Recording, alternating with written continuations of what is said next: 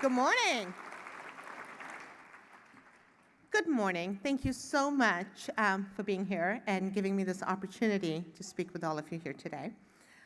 My name is Manka Dhingra, and I'm running for the Senate seat in the 45th District. Should I just walk off the stage at this point in time? Thank you. So, as a first-time candidate, the question that I get asked the most is, why are you running?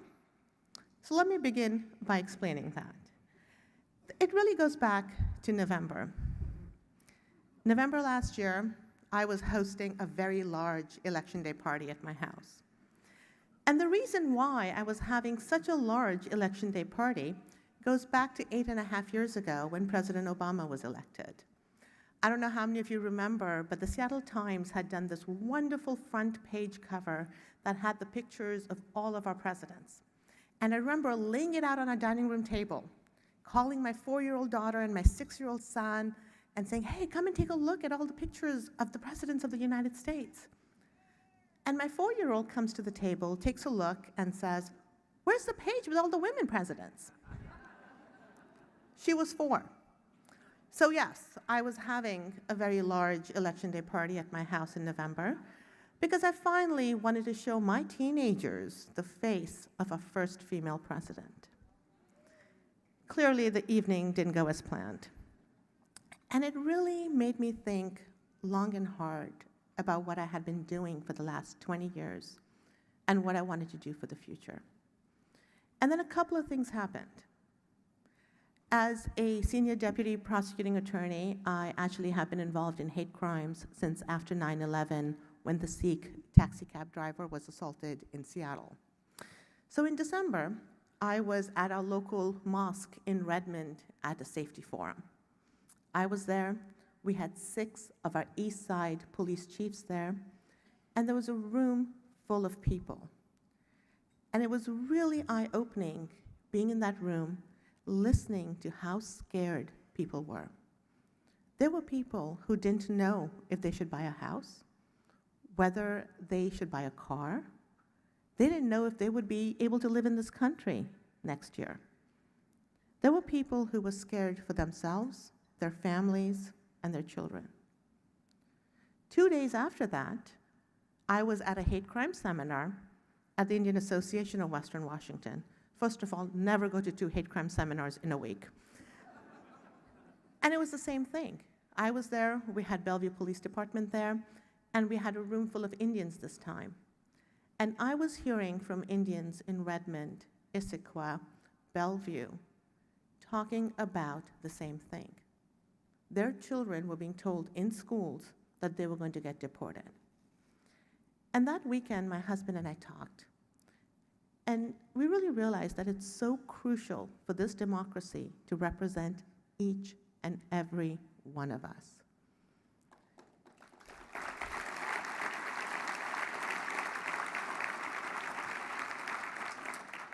You know, as we all want elected officials who are local, who are experienced, who are professionals, leaders who are interested in solving problems. And that is what I have been doing for our community for over 20 years. As a deputy prosecuting attorney, I actually chair a therapeutic alternative unit. This is a unit that doesn't exist in most prosecuting attorneys' offices, but it does in King County.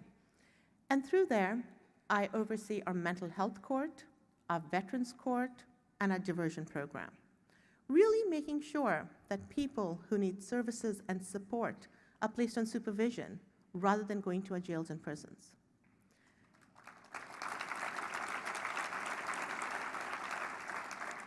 And in that capacity, I have been doing a lot of policy work around mental health, criminal justice, and also domestic violence, because I'm one of the founders of CHAYA, the South Asian Domestic Violence Organization.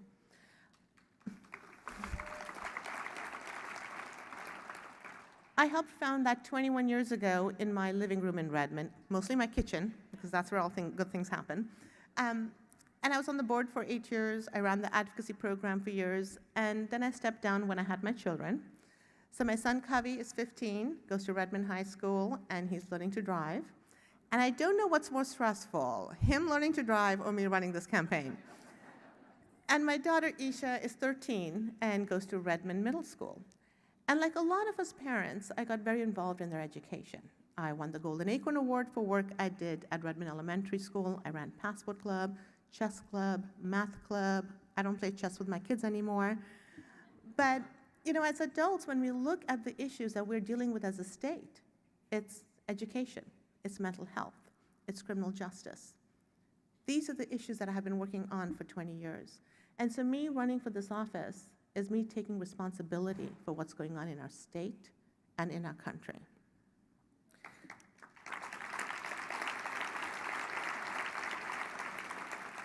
And you know, people around the country, when they look at the state of Washington, they think of us as this amazingly progressive state. They see our Attorney General out there fighting the Trump agenda, taking him to court and winning. Yes, go Bob.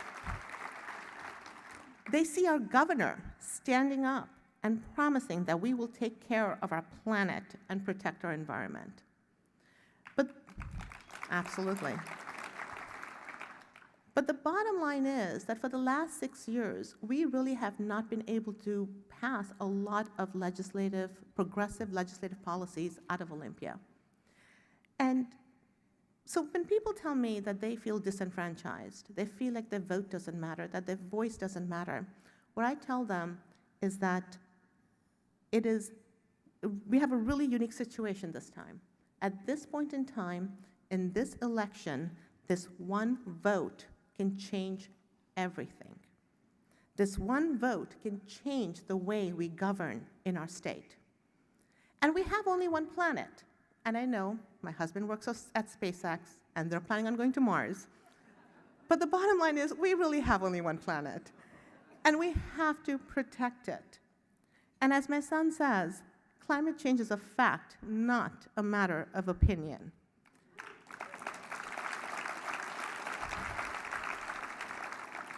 And this one vote actually will help us govern. This one vote will ensure that we are reducing pollution. This one vote will ensure that we have the ability to clean up the Puget Sound. This one vote will ensure that we are protecting the health of our children. This one vote ensures that we will invest in green technology and clean energy. And this one vote ensures that we will graduate the next generation of leaders for our country. This is our opportunity to really be that beacon of hope for the entire country, to really show them how a progressive state can lead and what all they can accomplish. So I want to thank each and every one of you for being here today and for all that you have done and continue to do to step up and protect our planet. And I do want to thank WCV for their early endorsement in my campaign and all the hard work and resources that they have provided to help us win. This primary, we had 41% of the voters turn out to vote. 5,000 of them were voting for the very first time in a primary.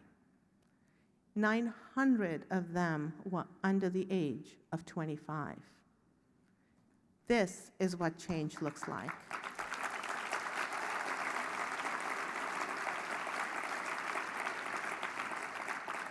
So thank you, WCV. And together, we're going to continue to strengthen our community. Thank you.